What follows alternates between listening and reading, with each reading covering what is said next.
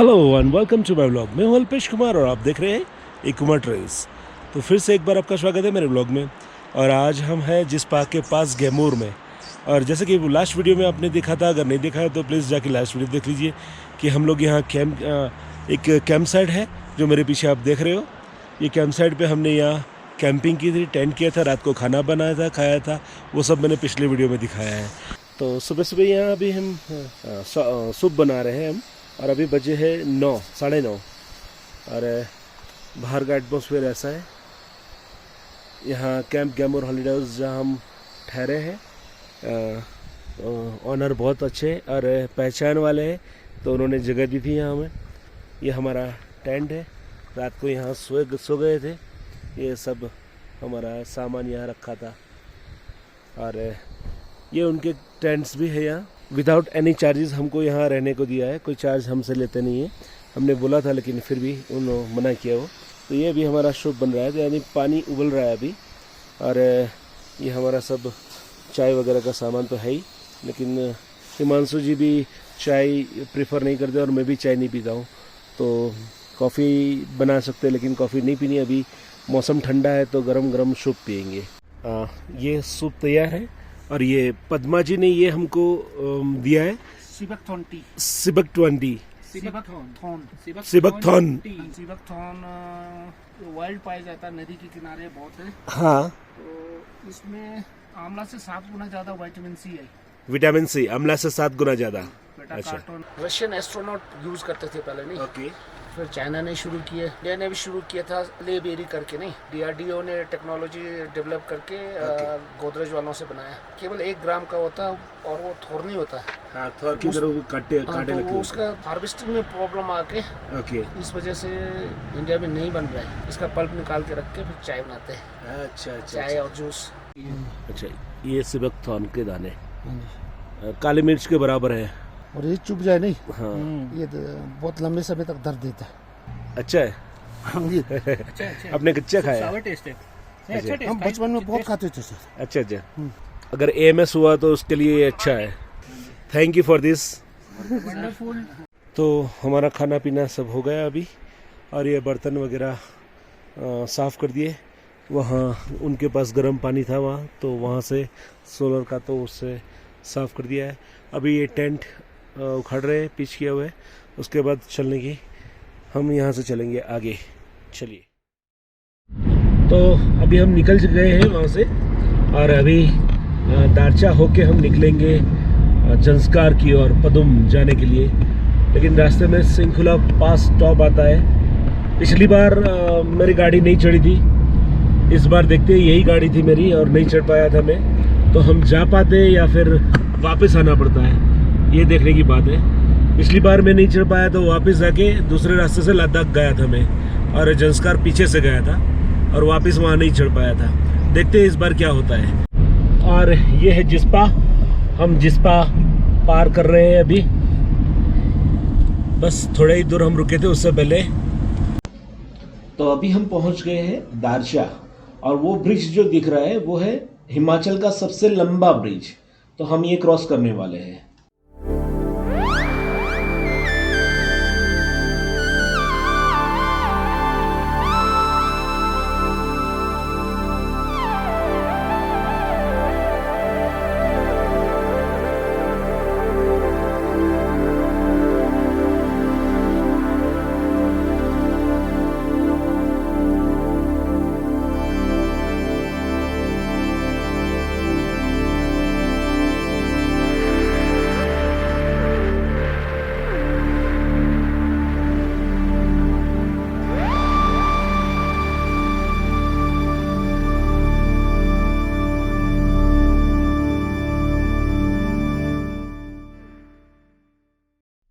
तो ये दारचा का चेक पोस्ट है। यहाँ गाड़ी नंबर, फ़ोन, मोबाइल नंबर वगैरह, नाम, कितने लोग हैं, ये सब लिखवाना पड़ता है और फिर यहाँ से आगे जाते हैं, क्योंकि आगे कोई दुर्घटना हो तो पता चले कि ये गाड़ी आगे पास नहीं हुई है। उसी तरह आगे भी ये सब लिखवाना पड़ेगा। तो ये यहाँ नोट करवा लिया है, अभी चलते हैं आगे। हाँ, एक बात और, अब यहाँ से मोबाइल टावर काम करना बंद कर देगा। जाते हैं पदुम में तो पदुम में ही मिलेगा, और लद्दाख जाते हो ये दूसरे रास्ते से तो सिर्फ लद्दाख में मिलेगा, आगे लद्दाख से थोड़े किलोमीटर पहले। अब यहाँ से राइट हैंड साइड पे जो रास्ता जाता है वो लद्दाख की ओर जाता है, लेह की ओर, लद्दाख यानी लेह की ओर। और ये सीधा जो रास्ता जाता है वो सीधे पदुम की ओर जाएगा, जंस्कार, सिंखुला पास। अब जाते हैं सिंखुला पास, देखते हैं कि जा पाते ये रास्ते से कि नहीं।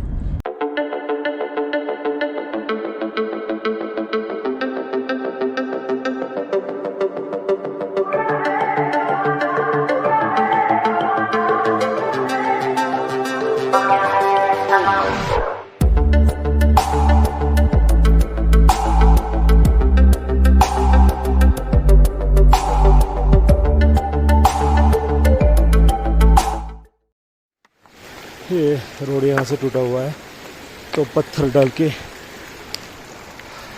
रोड बनाना पड़ता है। ये देखो यहाँ से गाड़ी नहीं जाती है।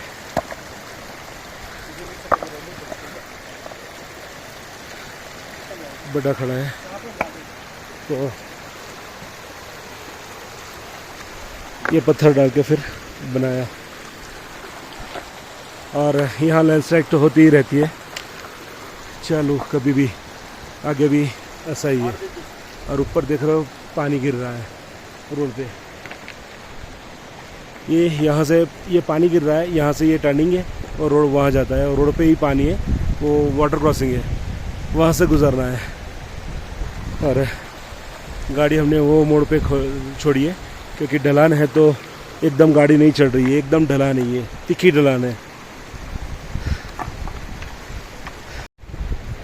ये पूरी रोड यहाँ से टूट गई है, ऊपर से गिरे और रोड यहाँ, ये देखो ये टूट गई है रोड, वहाँ से ये आती है, ये टूट गई है पूरी। बस ऐसे रास्ते रहते हैं।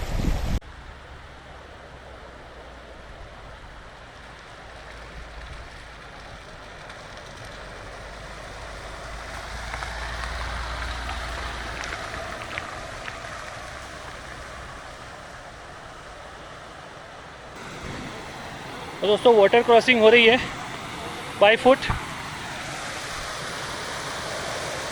और यहाँ पे तो ऐसे छोटी मोटी 2-4 रुकावटों के बाद हम आगे बढ़े, लेकिन हमें पता नहीं था कि आगे इससे भी ज़्यादा बड़ी रुकावट आने वाली है, क्योंकि आगे जाते ही हमारी गाड़ी ऊपर चढ़ नहीं रही थी, स्ट्रगल कर रही थी, और फिर हमारी गाड़ी एकदम हीट पकड़ ली और गर्म हो गई, तो हमें आगे रुकना पड़ा वहीं पे। तो गाड़ी हीट हो गई थी तो ठंडा करने के लिए रुके थे। हाँ, ये हालत है यहाँ मौसम की, ठहर ठहर लैंडस्लाइड ही है सभी जगह पे। चलो आगे चलते देखते जा पाते हैं। तो गाड़ी ठंडा करने के बाद हम थोड़ी आगे गए तो फिर आगे फिर से गाड़ी हीट हो गई और हमें वापस उतर के बोनेट खोल के उसका ठंडा करना पड़ा। और फिर से गाड़ी हीट आ गई है तो खड़ी रखी है जगह, देखते हैं दूसरी बार हिट हो गई गाड़ी कहाँ तक चलती है। फिर गाड़ी ठंडी करके हम आगे बढ़े तो एक बहुत ख़राब रास्ता आया जो कि हम वहाँ शूट नहीं कर पाए क्योंकि नीचे बहुत सारे पत्थर लग रहे थे और कैमरा बाहर निकलना भूल गए थे। लेकिन वहाँ से हम आगे निकल गए। आगे निकलते ही थोड़ी दूर हम गए और फिर से हमारी गाड़ी हिट हो गई और हमें वापस रुकना पड़ा। हाँ, अभी 15,000 फीट पर आ गए हैं ये, और वापस हिट हो गई गाड़ी। खोलते हैं अभी बोनेट, यही हाल है।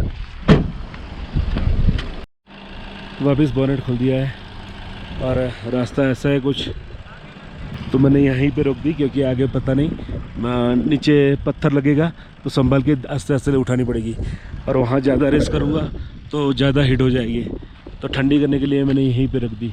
तो आगे जाके हमने मुआयना किया कि कितना पानी गहरा है और दूसरी जो गाड़ियाँ जाती है वो कितनी उनका टायर गहरा जाता है, हम जा पाएंगे या नहीं। वो फॉर्च्यूनर तो दबादब निकल जाएगा।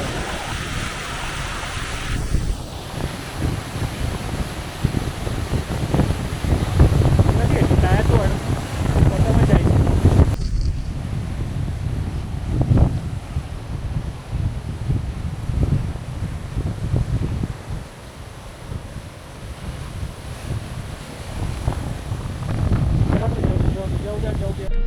तो ये नाला तो पार किया लेकिन धक्का लगाना पड़ा। ये ग्राउंड क्लियरेंस देख लो गाड़ी का, नीचे अड़ रही है गाड़ी और नीचे वो वाटर क्रॉसिंग है जो अभी बताया, तो धक्का लगा के जाना पड़ा। अभी ऐसा रास्ता है। और फिर हम आगे गए और आगे जाके थोड़े दूर पे ही फिर हमारी गाड़ी एकदम हिट हो गई और फिर से हमको रुकना पड़ा 15,000 फीट पर। 15,862 फीट पर फिर से हिट हो गई ये गाड़ी। अभी उतर के बोनेट खोलेंगे। यहाँ से सिंखुला टॉप सिर्फ 6 किलोमीटर दूरी पर था और वो टॉप है 16,500 फीट की ऊंचाई पर और तकरीबन 16,000 फीट तो हम चढ़ चुके थे और यहाँ हमारी गाड़ी हिट पकड़ गई और हमें रुकना पड़ गया। हम यहाँ से वापस जा रहे हैं। अभी 15,865 फीट पर रुके हैं हम, लेकिन गाड़ी स्ट्रगल कर रही है बहुत ही, बार बार हिट हो रही है। तो मेरा पूरा ट्रिप कैंसिल हो जाएगा। उससे बढ़िया है कि मैं यहाँ से वापस लूँ और डायरेक्ट ले चला जाऊँ। ले से फिर देखते आगे क्या होता है। जंस्कारा इस बार छोड़ना पड़ेगा। नहीं, अभी तो जाएंगे वापस दारचा, वहाँ से कल सुबह निकलेंगे फिर ले के लिए। तो इतनी दूर आके सिर्फ 6 किलोमीटर बाकी रहा था और यहाँ से वापस जाना एक टफ डिसीजन था और अच्छा नहीं लग रहा था इस तरह हमको वापस जाना और क्विट करना। लेकिन पूरी ट्रिप बिगड़ जाए उससे तो अच्छा है कि हम यहाँ से वापस जाए, क्योंकि पूरी ट्रिप अभी बाकी थी। तो बड़े भारी मन से हम वापस मुड़ गए। लेकिन फिर भी अभी एडवेंचर तो हमारा बहुत सारा बाकी था आगे, क्योंकि आगे भी हम 16,000 से ज़्यादा फीट चढ़ने वाले थे। लेह जाते वक्त भी ये रास्ता जो आता है वहाँ 16,000 फीट से भी ज़्यादा ऊपर जाना पड़ता है, 18,000 फीट तक जाना पड़ता है। तो वो भी हमें कवर करना था। तो टेंशन तो अभी बाकी थी, लेकिन फिर भी हम मुड़ गए वापस और चले आगे हमारे रास्ते की ओर। तो यहाँ से हम आए सिंखुला से और ये रास्ता दारचा की ओर जाता है और ये लेह की ओर जाता है। फिर हमने सोचा अभी दारचा नहीं जाना है, हम लोग लेह की ओर जाएंगे। अभी बजे है 4:20 हुई है। जहाँ तक जाएंगे वहाँ रात होगी, वहाँ हम रुक जाएंगे, टेंट लगाएंगे, आगे कल दोबारा लेह के लिए निकल जाएंगे। लेकिन दारचा नहीं जा रहे क्योंकि डीजल का भी देखना पड़ता है, कोई डीजल पंप नहीं है। फिर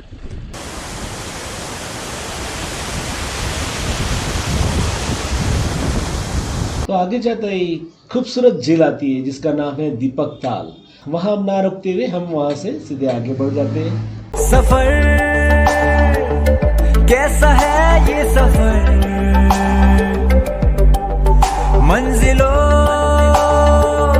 की न है कोई खबर। सफर कैसा है ये सफर। अरे वाह, शुरुआत છે અમે આણંદ અને નડિયાદ અમારા આવા સ્ટુડન્ટ રહ્યા। अरे वाह, अच्छा ये मिलिट्री बेस है? मिलिट्री बेस है सर। जय माता दी। तो रास्ते में हमें मिलिट्री बेस पर कुछ हमारे गुजरात के जवान मिल गए, उनके मिलके बहुत खुशी हुई।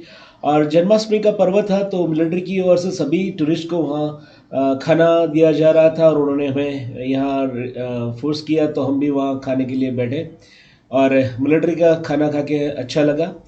फिर वहाँ से निकल के थोड़ी ही दूरी पर हमें जिंगजिंग बार पहुँच गए। वहाँ पहुँचने के बाद हमको शाम हो गई थी तो रुकने की जगह ढूंढनी थी। तो वहाँ हमने कुछ बंद पड़े हुए होटल वगैरह थी, वहाँ हमने देखा कि हम टेंट लगा सकते थे, लेकिन बहुत पवन था वहाँ, तो उसकी वजह से हम वहाँ टेंट नहीं लगा सके और हम यहाँ एक ढाबे में रात को रुकने का हमने सोच लिया।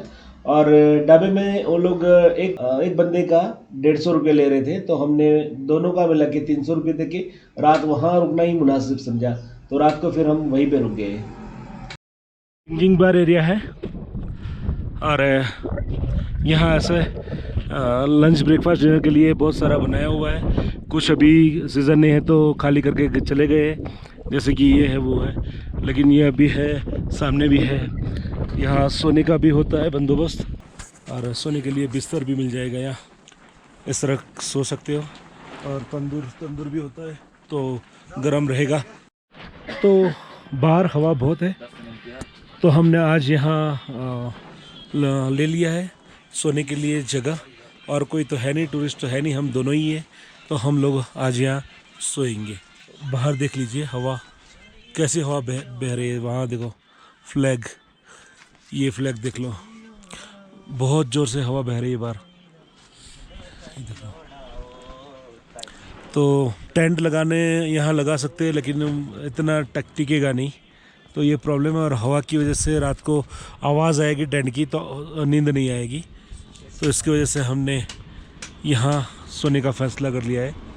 यहाँ हम आज नाइट गुजारेंगे। तो यहाँ करने के लिए कोई एक्टिविटी तो थी नहीं, और खाना तो हमने खा लिया था मिलिट्री बेस पर।